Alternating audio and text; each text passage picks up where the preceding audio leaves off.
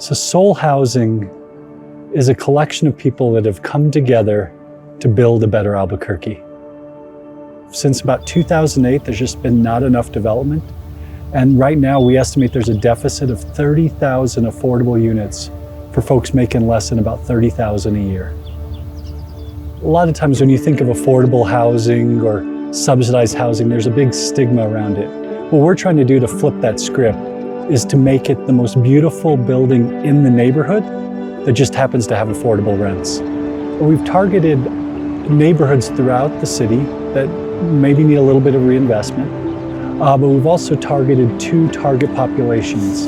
Those are seniors who really have been acutely impacted by rising rents, and also by families who are just paying way too much for rents that doesn't leave enough to put their kids in youth sports or take care of other just things that they need for their family.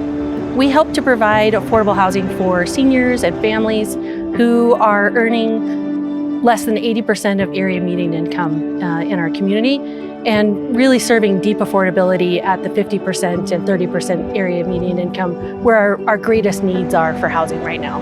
Truly is the people that make a difference in Albuquerque, and always have, going way back. And I think it's something that's important that we don't lose that. And so keeping housing affordable is part of keeping people here that have really made it diverse and interesting and culturally just vibrant, and has been for all of the time that I've been in Albuquerque. Whenever we're talking about Soul Housing, a lot of times it's really talking about the buildings and, how did we find this spot and all of that. But I think the main thing that makes us different is that everybody on the team is so invested in the end goal. All of this is just ultimately for the residents that live here. And so being resident-centric about it is part of what makes us different. And also that everybody on the team believes in our mission of creating vibrant communities and exceptional housing so that people can live within their means and thrive. Housing, it's something that we all take for granted, whether we rent our own. What we call home is not just, four walls and a ceiling and a floor and a door.